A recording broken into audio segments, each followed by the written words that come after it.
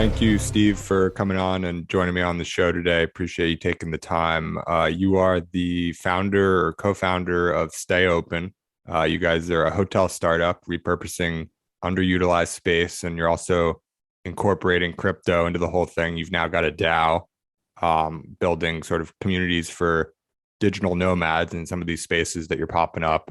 Early project, but really exciting vision and super aligned with the types of stuff that I like to talk about on here: crypto, city building, things like that. So excited to have you on. I think the best place to start would just be to get you to sort of share your story from as early as you're willing to start to where you are today and some of the decisions you've made along the way, and just introducing sort of yourself. And then obviously we'll dig into StayOpen for people who aren't familiar yet.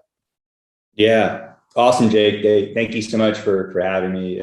Always excited to talk about StayOpen and stayDAO and the journey where we're at today, and even more excited about where we're going. But winding back to like the very start, which is also very topical in today's world. I was actually born in Kiev and moved to the US when I was one. Grew up in Los Angeles, went to college in LA. Actually studied accounting, which was kind of where I developed this first interest in the language of numbers and ledgers and keeping track of things, and how do you keep track of money moving, which will circle back to that in terms of my interest in Web3 and blockchain, because there's a lot of sort of parallels that I see in those two worlds. But started my career with PricewaterhouseCoopers in the Bay Area, then moved to Moscow to work for PricewaterhouseCoopers. I was actually a forensic accountant. So again, like tracking numbers and information, and then moved to Kiev where I got into commercial real estate. I managed a large real estate fund, and we were buying and building office buildings throughout Ukraine, in a lot of the cities that are now very, very topical. Came back to the U.S. during that the Great Recession in 2008, and got into commercial real estate here in the U.S. I started a hotel investment fund, and we started investing in various hotel properties, and we started to develop some hotel properties. And that's where I sort of saw that there's a lot of inefficiencies in hospitality, everything from the tech stack to just how long it takes to build stuff. So that's where like the idea of StayOpen started to come about with just, is there a better way to get beds online faster? So I'll pause there because that's kind of a quick background, and then I could dive into more about how StayOpen was born and where we're at today and where we're going. Yeah, sure. That's great. Appreciate the background and your story and sort of the origination of StayOpen and how you came to the idea. Before we dig into all of that and everything exciting that you're building, obviously an unfortunate situation going on right now in Ukraine, and as you mentioned, you were born there and spent some time there. Also spent some time in Moscow, I believe. Speak Russian and everything like that. So I haven't really had the opportunity to speak with anyone from that area of the world as all this has been going on. Curious to hear like your perspective on just how this has all come to be, and obviously no one can tell the future and wouldn't expect you to, but just sort of interested in hearing your perspective on everything that's going on, and how we might be able to sort of resolve these situations, and sort of what you expect to see here going forward. Yeah, and I appreciate for taking the time, because it's at the top of my mind now, still having friends in just that part of the world, in both Ukraine and Russia. I mean, I'll start out by saying, when you get down to just individual people, Ukrainians, Russians, I mean, we're all brothers. That's why this is so sad. Why this is like, brothers and sisters hurting each other for really unexplainable reasons. My family grew up like we left the Soviet Union. We only actually spoke Russian at home, even though my whole family's from many generations from Ukraine. But someone like my father, who's 89 and still alive, he he left the Soviet Union. It was the Soviet Union, and he's never really experienced what Ukraine is as a separate country. I had the unique perspective when I moved back to Russia in 2005. I lived in Russia. It was a separate country. I then moved to Ukraine. It was a separate country. And you know, it's been well over 30 years of Ukraine having independence and sovereignty and developing its own sort of feel to the country. A lot of cultural influences from Russia, a lot of Russian speakers, especially as you get closer to some of those Russian border towns. So I do understand where some of the conflicts come from, but I also feel like a lot of these are just, you know, politicians trying to leverage some like underlying feelings within people for kind of global power and political gain. And unfortunately, you know, what Russia is doing now is just inexplicable in terms of just coming into cities, hurting people. There could have been a much better way to kind of embrace both cultures and sovereignly have two different countries live. I mean, you know, we have Canada across our border. We're very similar, right? We have very similar ideologies and ideals, two separate countries, and no one's complaining or worried about that. You know, and it's just sad now. It's sad that people are dying. It's sad that you know, Russia has taken a stance and is using you know, a lot of tactics that we hope the world, you know, just doesn't see anymore, in terms of just silencing people and turning off social media and disseminating information where people in various parts of Russia, you know, really believe what they're told. And of course, our media, you know, will do similar things to a certain extent, but at least we have the ability to access lots of points of information, and that's where beautiful platforms like Twitter and Telegram and different social platforms where people can talk and post and just share just what's happening on the ground, like real life through the lens of the person. So it's just sad. You know, our family's kind of, it's a heavy time, and everyone we know is safe or has gotten out of the country. You know, I hope we all just pray for a quick and peaceful resolution. And I hope the world just takes this as another learning opportunity of how fragile things can be, and how this is never a good solution. Like, combat is never a good solution to solve any issues that may be had. So yeah. Yeah, I think first of all, it's a great to sort of hear your perspective on it, given the background, and certainly agree. You know, peace should be the priority in all of these disputes. When you brought up an interesting point towards the end there of, like, you know, if you're in Russia, you just don't really have access to the information to see alternative points of views. At the same time, you know, regardless of who you are or where you're based, if you're a media institution, there's going to be some sort of implicit biases. And, you know, at least I'm of the view that media is pretty broken right now in terms of just the incentive structures. And, you know, you could argue it's been broken for a long time, but we're just now starting to sort of be able to see that. Like you said, you know, we have access to Twitter now and other online real-time news sources from sort of crowdsourced from people around the world that, you know, it might differ from what you see on the headline of your local newspaper, regardless of where you are. Have you been, first of all, like, where have you been consuming information on all of this from? I'm curious to hear. And then secondarily, you know, what are you seeing in terms of the different ways that this whole conflict is being covered, whether it's Russian media or Ukraine or America? And even within America, obviously there's different sides of the aisle, and you know, you might see something different on Fox versus CNN or the like. How do you sort of like digest all of these different sort of media outlets that are reporting things a bit differently, and contrast that versus what you're seeing on Twitter? I'm curious how you just like sort of view the lay of the land when something big and important like this happens and it's on the cover of every outlet every day. It's obviously top of mind for everyone, even if you don't have like affiliation like you do. And it's hard to know like sort of what to believe and what's being served to you, whether it's the truth or whether it's someone's opinion or altered by that opinion or that bias.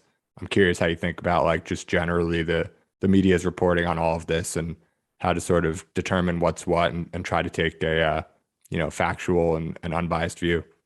Yeah. So I'll touch on that, but I'll start with two really examples close to home for me. I have two boys, a 9-year-old and a 14-year-old. My 14-year-old was actually born in Ukraine.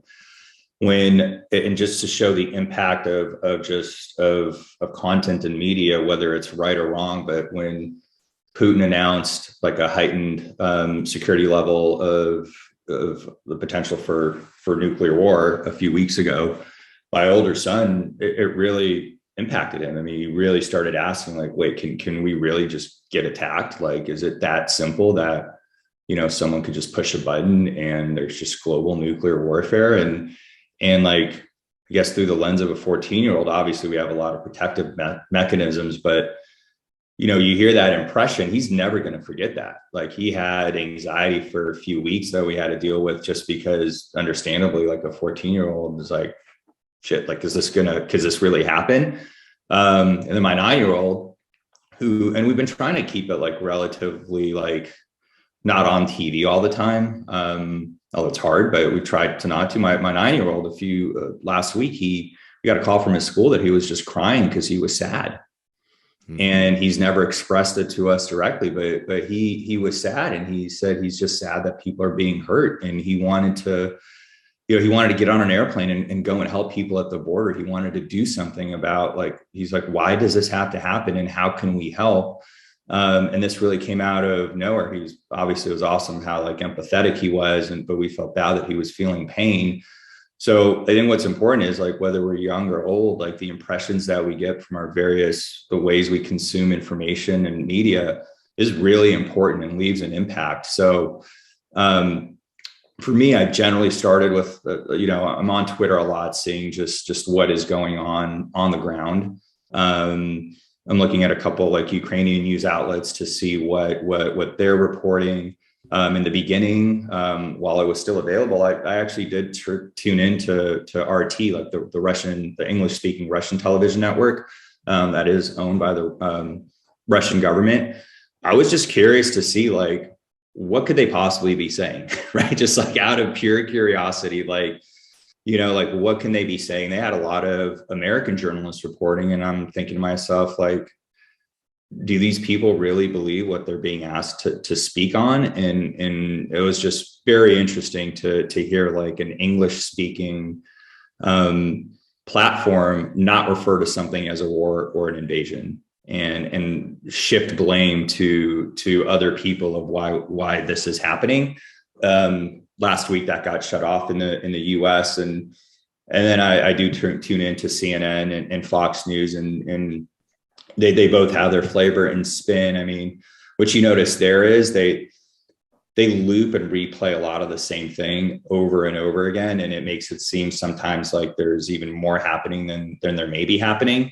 And it's hard to tell, because like they'll just show a building being hit every 3 minutes on a loop, and I get like that's terrible, and obviously it's happened, but you just don't know what the reality is. So I think, like, when I look at as many of those distribution channels as possible, I come to my own conclusions just based on all the pieces of information, and I never look at just one. And I hope that we all do that. I hope that we look at, we tune into CNN, we tune into Fox, we tune into Twitter or other European, or what BBC is saying, because I think like getting a global perspective is important. And a lot of times us in the US, even though we do have social media and ways to consume media, it's still easier to just turn on the TV and or read our like news feed and just assume like, oh yeah, this is it. Takes a little more time, but I think if you really want to be a little bit more informed, you do have to put in that extra effort of all the different touch points. Yeah, I think that's a great take, and I certainly try to get differing views myself. But like you said, it's sometimes hard to I don't want to say like tune these things out. Like, obviously they're important, and people should stay informed and everything like that. But at the end of the day, you're also out there trying to build a company from scratch and trying to do some good, and that takes focus and energy, and you've got to sort of decide like, okay, I'm willing to pay sort of this much attention, and the media is just, every day, like we said, you try to limit the amount you're playing the TV for your kids, but it's challenging when it's just sort of top of mind for everyone all the time. Nonetheless, we will spend the majority of our time today talking about other things, but that was definitely interesting to hear your perspective on all of it. So switching gears a little bit, before we actually get into Stay Open, I'm curious, one question from your personal story and sort of development over time throughout your career. You started, like you mentioned, in accounting, and transitioned towards more real estate later on. I'm curious, like, what sort of prompted that transition. Obviously, it's still, pretty heavy finance, so it's not like, a total change of gears, but you definitely decided, I want to spend some more time on real estate, and it is a different thing. So I'm curious how that transition sort of came to be for you, and sort of just talking your way through that a little bit. Yeah. So I loved like the language of numbers. Like that's what drew me to accounting.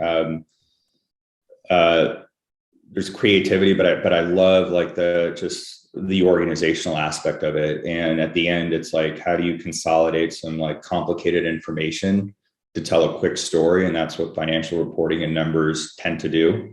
And then if you can read that language, you could really get a big part of the story, like the quantitative part of the story. So that was always attractive to me. And like early on in my career, like starting out like at a big service firm, it's just cool. They throw you into the fire. It's like, okay, learn this industry, learn that industry. Like, okay, do this. Like, and you're jumping around from like everything, right? And you're at the end trying to like consolidate like comparable information with this financial language. So I thought that was cool.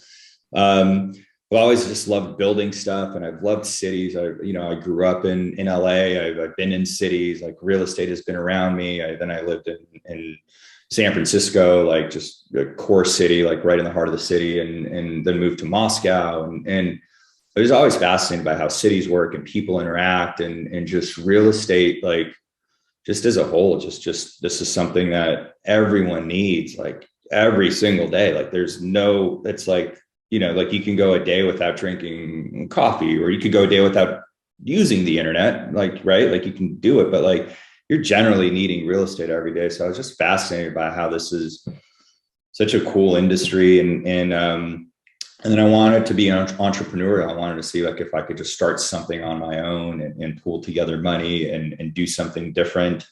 So that's what ended up drawing me to real estate, and that sort of mindset of just how can we be creative and entrepreneurial and apply technology and embrace just new ways of even technology to real estate, which tends to be like a very slow moving gorilla. It's like, it's like very slow to adopt tech, and still is, relatively speaking. So I just saw a big opportunity of like, can I figure out ways to be more efficient, ways to just incorporate different elements of tech that exists and tweak it, and just fell in love with it. And that's, brings me to Stay Open and stayDAO, where I get to like carry that torch like even further at like hyper speed, which is super exciting.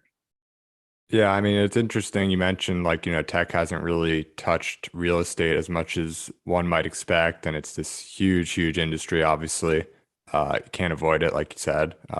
Might be able to take a day off the internet. I wish I could take a day off the internet. Maybe I should make more of an effort on weekends or whatever. But I think, real estate's all around us, and you do see tech sort of finding its way to potentially disrupting the industry in a couple of different angles, like Open Door and what they're doing with changing the way that people buy and sell residential real estate potentially.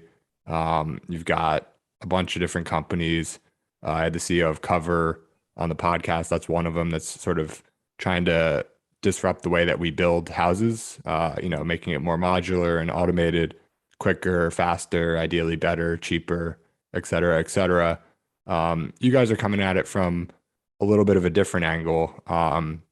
With Stay Open, you're taking basically unused or underused commercial property, I think, and trying to flip that into, beds, basically, whether you call it a hotel or whatever you might want to call it.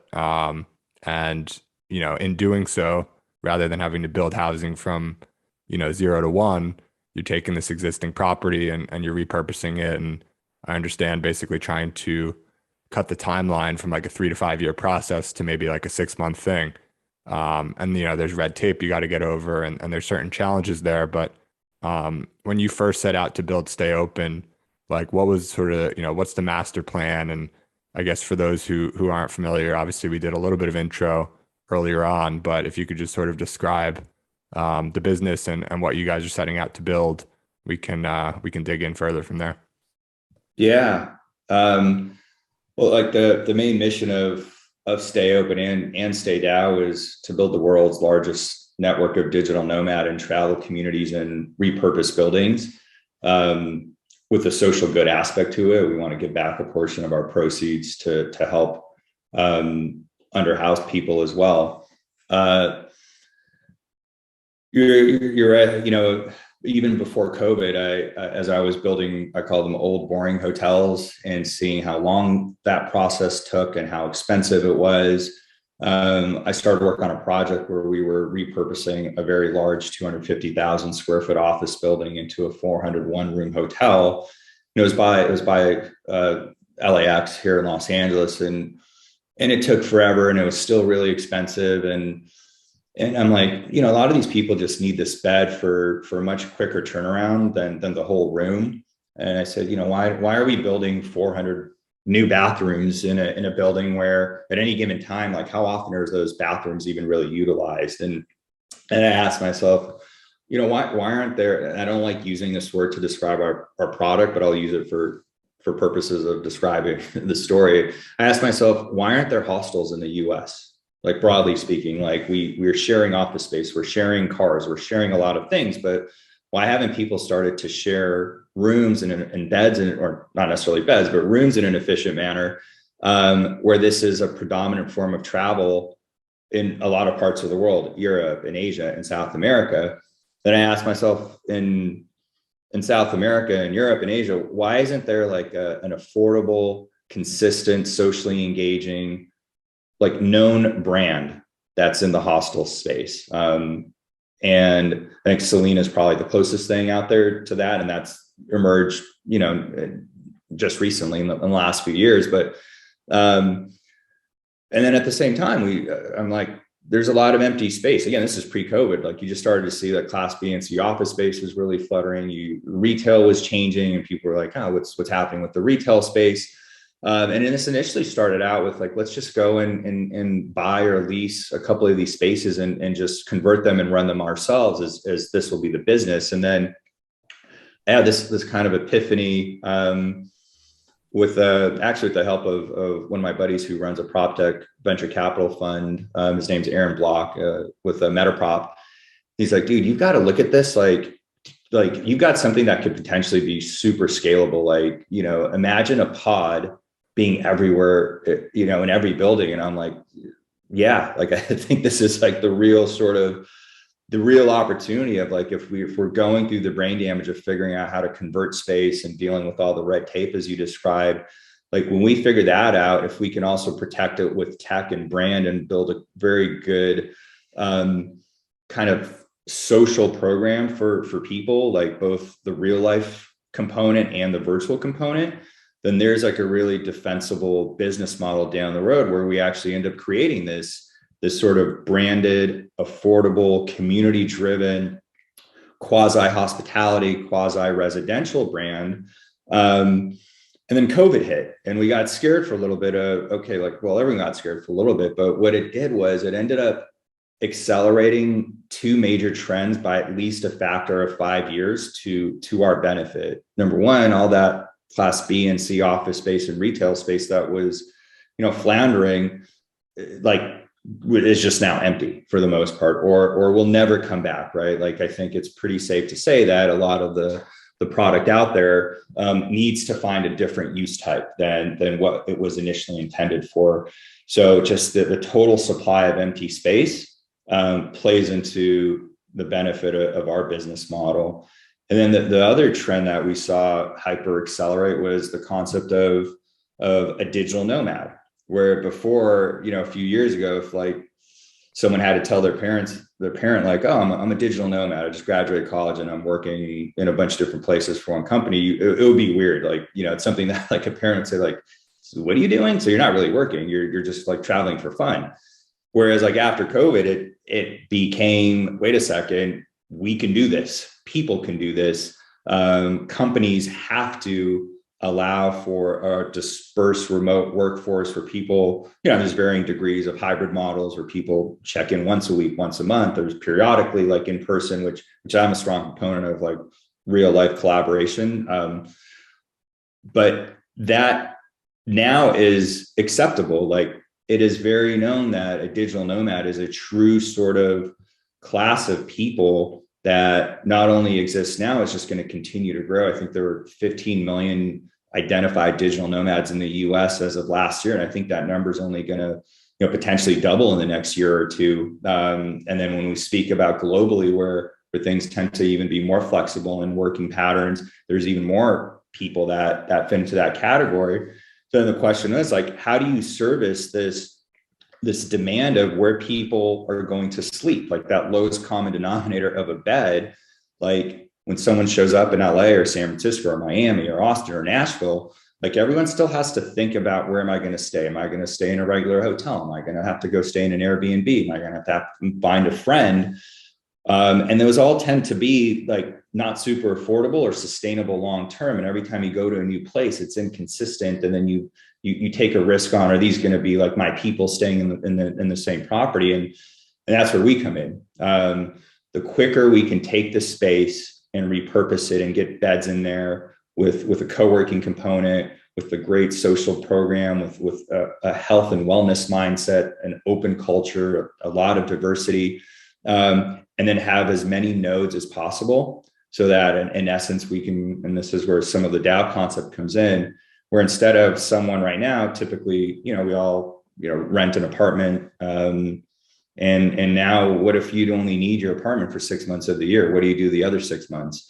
But what if you didn't even need to rent a place? What if your form of residence for a while was just this travel membership card with a StayOpen? So that's kind of where the model evolved from this. Let's just open up a couple of repurposed buildings to, wait a second, let's actually now find real estate owners that have empty space and get them to give us their space to manage and operate, which is one way of how we can scale and expand. And then I'll jump into the DAO concept, which is a whole different way of how to scale and expand as well, and to build that further like community membership. But I'll pause there because that was a mouthful. So I want to see if you have questions or wanted to touch on any of those points before we keep the story going. Yeah, no, that was great. Let's keep the story going. And if you want to go into the DAO or talk about the first property in Venice Beach, those might be a couple of good directions to go off into. Yeah, for sure. I'm happy to start with our first property in Venice Beach, and we have one in the works in San Diego, which are both different and cool stories. So we moved into the 3,000 square foot former Snapchat office in Venice Beach, like right in the midst of COVID in January of 21. And the goal there was, how quickly can we turn this property into a hotel? How quickly can we get 10 beds in here, design the property, get like a real brand feel to it, and kind of come up with our own design identity and a real feel and a vibe. And then put in programming, like all the stuff that we think a community would be interested in, but try to keep it affordable. So everything from, a lot of programming in the health and wellness space. So yoga and breath work and sound baths and stuff in alternative medicine. And so we started to sprinkle in a lot of that programming into our community. We developed our pods, which we did here locally with a vendor in Los Angeles, which was really cool.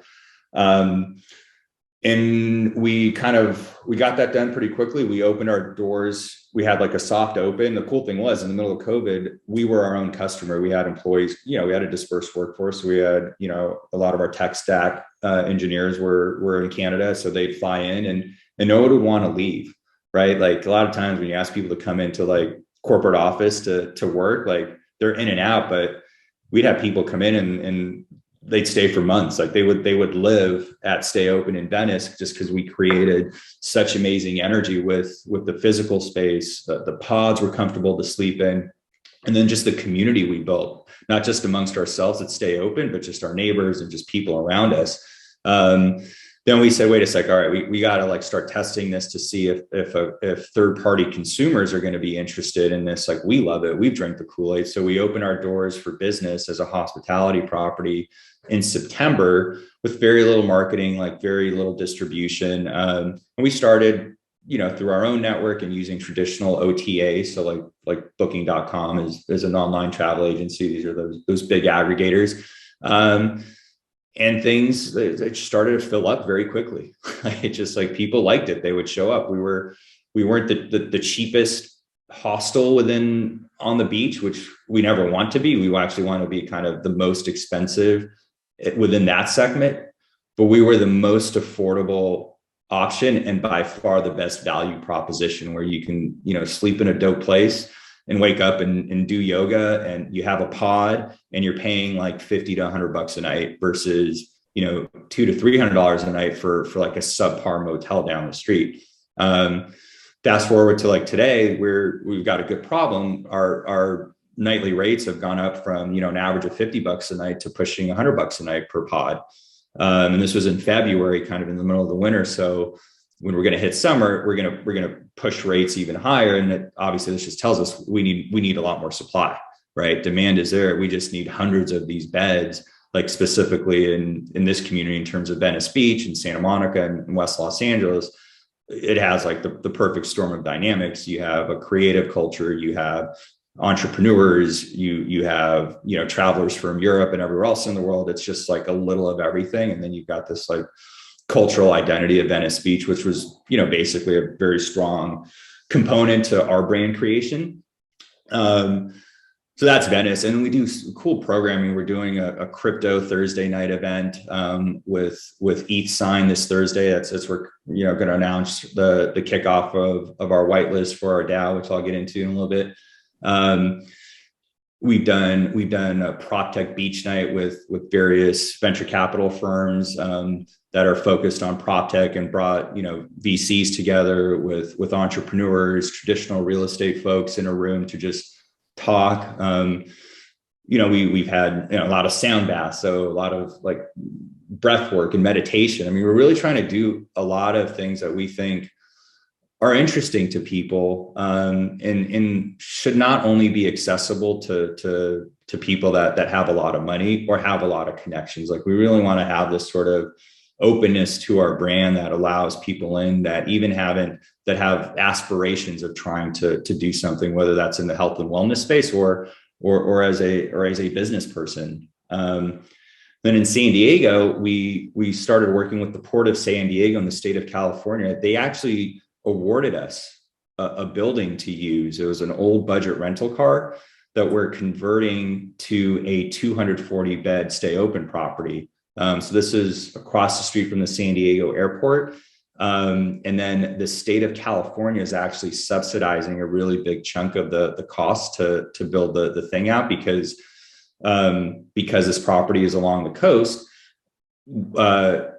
The state wants to make sure that there's enough affordable accommodations along the coast of California so that it's accessible to everyone from a socioeconomic perspective. So they picked us because not many people could come up with the business model that financially penciled, while it also kept the product affordable for the individual consumer. So this is like a cool project that we're working on to get developed, and that project is going to start construction next year. But really cool, big property, great part of San Diego. So that's kind of the stuff we have going on now. And the DAO, which I'm happy to jump into, to me, was really, really interesting. Back in November, for our Venice Beach property, instead of running a typical like Cyber Monday promotion for like, here's a 50% discount if you book now at Venice Beach, I decided to beta test issuing 5 NFTs that had a stay voucher associated with each NFT. And we sold each NFT for just $35 when our nightly rate was $60. And we told people you can take that stay voucher and you can obviously use it, and you're kind of in the money because you bought something for $35. You get to keep the NFT, but you can burn the stay component, and you're in the money. You can gift it to someone else so they can use it. And it's a cool way to just gift something to someone, like instead of, a lame gift card, to actually gift the NFT that has a stay voucher. Or you can sell it. You can sell it now, or you can wait till it's like July 4th week and our rates may be $150 and you can sell it for whatever the market may dictate. And it may be a win for you as the NFT holder. It could be a win for the consumer who, bought a stay for $100 when the nightly rate was $150. And we sold out of those very quickly. So I'm like, wait a second, that's pretty cool. Like, with all the friction still that exists of getting a wallet set up and transacting and all that, like, people bought them, right? And we didn't have like a ton of exposure either. It wasn't like we reached out to 10,000 people. Like, we just posted it on Instagram and LinkedIn, and I don't even think we put it on Twitter at the time. So really just kind of went web 2 sort of distribution. And then January rolled around and I started to think about, like, how can we incorporate the concept of a DAO to kind of put more fuel into the fire of our expansion plans. The hardest thing to do in our business is to lease space, because you kind of don't get the benefit of ownership. But getting an investor or outside capital to finance the leasing of space is really hard to do. Because it's like you don't really own the underlying asset. So in terms of like the capital markets perception, that's not what our venture capital partners want us to do. They don't want us to use our VC funded money to go in lease space. They want us to invest in people and tech and brand, but they don't want us to buy real estate. They don't want us to lease spaces. So the concept of the DAO came about kind of in January, and I saw like a lot of other DAOs pop up with very interesting stories. So obviously we saw stayDAO, a group come together and buy 40 acres in Wyoming, in a very, very true DAO-like concept. We saw Links DAO pop up in January with the purpose of having like this decentralized golf club membership. And they sold out very quickly of their memberships. I looked at, and they have a great idea, but they haven't, they're now just starting to really figure out what they're going to do and how they're going to use their proceeds, and they need to raise more capital. This is based on just public information that they posted on their repositories. And, they still need to raise more money to actually buy the golf courses. And they've started to do some really cool real life events through their community, through governance of their DAO, people voting on how to use some proceeds to go golfing, or I think they're doing an event at South by Southwest. But they were able to raise a considerable amount of money with not a big real life component yet. Fry's DAO was interesting as well. This was a model that came about to basically raise capital to buy fast food franchises in a decentralized manner. And again, this was more, they have the idea, they've got, it seems like a good team. And now they're looking to buy a few franchises, and that was very cool. And then you have someone like a launch house or creator cabins, which are creating like these decentralized kind of hacker houses, or like startup incubators in high-end homes, typically in more remote locations, highly curated sort of cohorts of a month or a few months at a time that come together, work on things, and hopefully great things come about it. But hard to find the properties, and then how many people are they really impacting? And then the people that are staying in those properties are all awesome, but they're very, very curated, right? And I said, there's really nothing like that for like the masses. Like, where does someone go like before you go to a launch house, right? Like, where do you go to like start your journey of whatever your journey may be? Like, whether you're an artist or you're building a new tech startup. So that's where I said, like we actually have real life property. We have something open. We have something in the pipeline. We can lease some spaces pretty quickly that are available to us, that we can grow into like overnight. Like we already know that we have a lot more demand than supply, specifically, by the beach in Los Angeles. So, there's still a bunch of empty space. And I said, what's the quickest way to get sort of capital to lease space? And I came up with this thesis that, what should be the mission of the DAO? And I said, the mission of the DAO should be to grow the network as quickly as possible, to have as many locations for our community members to stay in while keeping it affordable, right? So that's where this concept of the DAO was born, to use proceeds of the DAO initially to lease as many spaces as possible, and then have this hyper engaged community to help us select locations, obviously like work out some of the financial governance aspects of how to build out a property, with StayOpen as the management company, because someone still needs to run the thing. And I think it's hard to fully run an operating business in a decentralized manner. But it's nice when you have your trusted sort of the equivalent of this Web3 version of a Hilton or Hyatt that's fully integrated to the people that own the underlying property or own the operating lease. So I thought that's a really nice fit, where there's like this symbiotic relationship. And really I wanted to allow our DAO members to, in essence, have the equivalent of an owner's rate when they stay in a property that the DAO has leased. So that kind of incentivizes people to grow the network, and the properties that are DAO owned or leased are also open to the public, to people that just book that aren't DAO members, and they pay market rate, and the property will generate more profit per individual stay from those guests. And I want to reinvest those profits back into the DAO to open up more locations, to grow that network as quickly as possible and as well capitalized as possible. And then we've got some creative ideas with seeing if we can create a marketplace of stays. So our DAOs are each going to have stay tokens and experience tokens and co-working tokens. And in essence, these are ways for people to track usage. And that's how we're going to kind of allow people to redeem the utility and benefits of the initial NFT membership.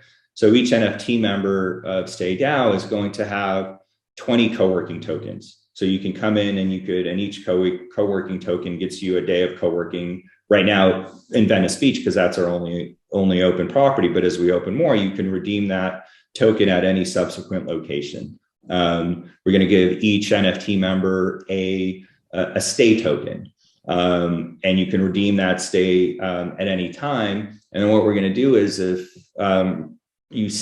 you become a hyper user of StayOpen, we're going to drop annual tokens to those users, and those users can redeem the tokens themselves. So if let's say you've stayed at StayOpen 30 days throughout the year, we'll drop you 5 tokens just as a thank you, right? As just like an affinity member, here you go. And we'll say you can do what you want with these tokens. You could redeem them for 5 stays yourself. You can gift them to someone, or you can sell them.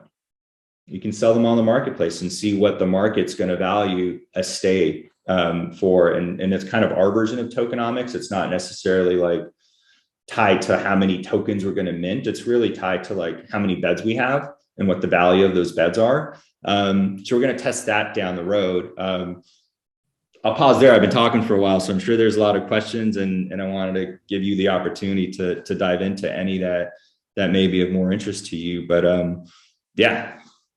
Yeah, no, of course, and I appreciate the broad overview. You're making my job incredibly easy today by just saying everything that's relevant and basically asking all of my questions that I would have to yourself. And I thought that was just an excellent description of how this all came to be and what you guys hope to see in the future. Especially take your point on like a lot of these DAOs, they sort of it's easy to come up with an idea, and with DAOs now, you have anyone who's excited with that idea, you can then get them to contribute to the project before there's really even necessarily anything that's materialized, especially sort of in real life or with real estate or whatever. Sort of starts online naturally. But you guys sort of already had the real world footprint, and then you're able to sort of bring up this DAO alongside it to just accelerate the path. I think it's a really great strategy, and I'm looking forward to seeing how it all plays out. And I think just the concept of taking underutilized assets and seeing what you can do with them is really interesting. Like one example that I've thought a lot about is like Tesla's, right? So you know, Elon's been hinting for years that he could one day sort of just like turn them all on as autonomous Ubers once they have like the full self-driving. And suddenly you've got all these cars that are usually just sitting in people's personal garages, going out there. And if you think about it, like all these unused cars at any given time, like we don't really need nearly as many cars in the world as we have if you just had all the cars working all the time. And I think this sort of reminds me of that, and that you've got all these people all around the world who are paying whatever they're paying for an apartment. And on the lower end, it's like a studio or whatever, or, you know, a 2 bed, a 3 bed, whatever. These people basically are just paying for these big rooms that most of the time they spend, or you know, small rooms even, but it's mostly a bed and they spend most of their time in there sleeping. And then it's like a really small common space. But if you really think about it, like what people need when they're sleeping, they just need the bed. You know, their eyes are closed, they're sleeping. It doesn't really matter. So if you give them a small pod, suddenly you open up all this space for sort of common space, and you give these people who are sort of, I think, you know, a lot of people now without the ability to go into an office in general, sort of real world experiences as much as they used to. People are craving this opportunity to be with other people and sort of do all the various types of activities that you mentioned. And you're building like a very specific brand of, you know, these are people who are interested in yoga and breath work. And there seems to be like generally like sort of a health thread in there, and the digital nomad thing that everyone has in common. So I think it's going to be really interesting to see how all this plays out. But I know we're coming up on time a little bit. Can you sort of hint at, you know, what's coming next for StayOpen and the DAO? You sort of hinted out these NFTs and the utilities that they would have, but when are you guys actually sort of getting rolling here? I imagine a lot of people listening are going to be interested. It's just, you know, right on brand for the types of people that listen to the podcast. So for those who want to get involved, how can they go about doing so? Yeah, awesome. So yeah, we're creating 10,000 stayDAO NFT memberships with utility. We partnered up with an awesome street artist named Narrator out of Los Angeles. Each NFT is actually going to be unique, so the art is important to us as well. And our whitelist opens on March 11th. So if you just go to stayDAO.io or follow us on Twitter at stayDAO, and then you can join our Discord, and the parameters of what you need to do to be admitted into the whitelist are on there.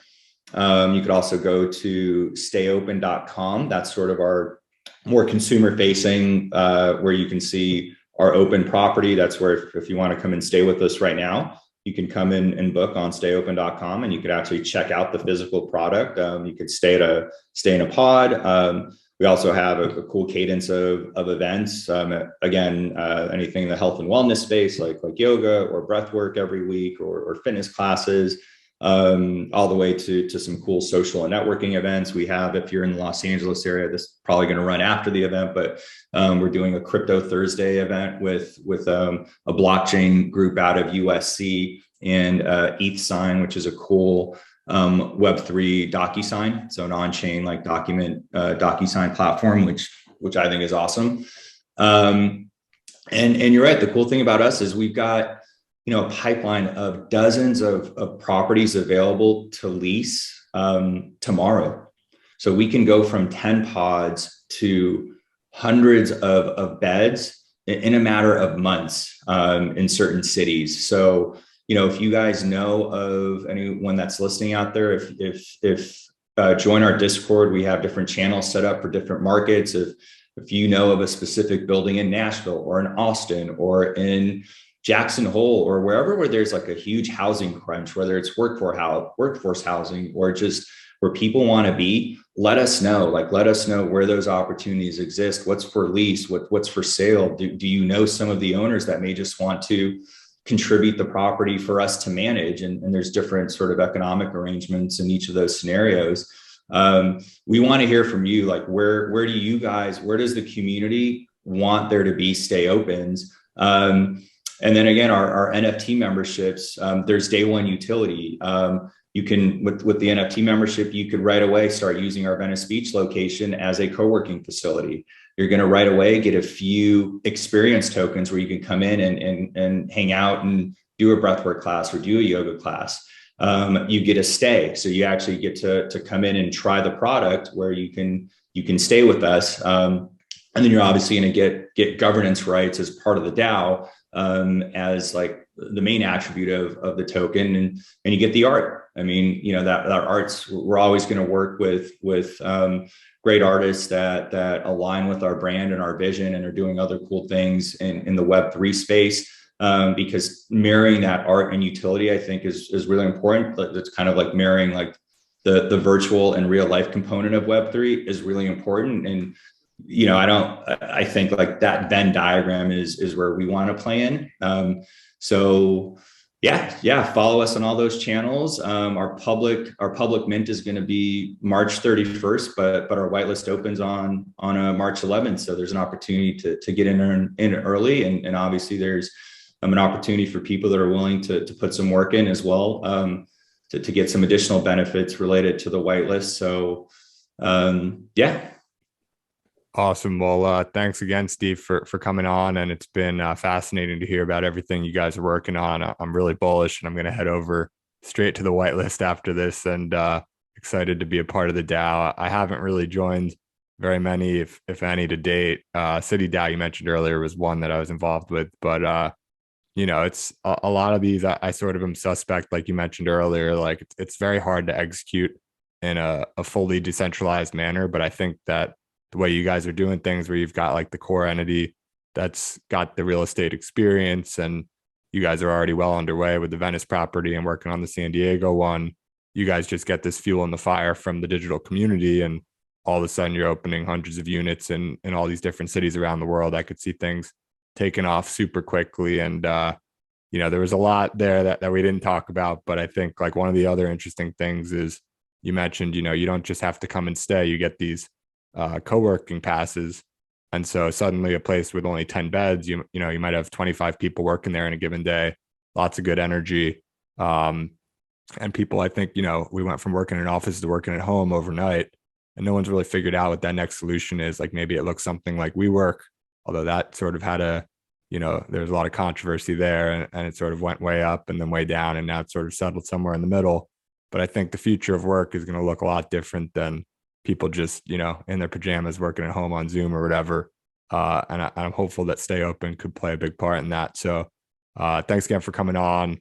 Obviously, you know, your energy about the whole thing is just very evident, and I'm excited to keep tabs on everything as it goes forward. But thanks again. And any last words that you might have, or places people can go? I think we pretty much covered it, but yeah, we'll wrap up there.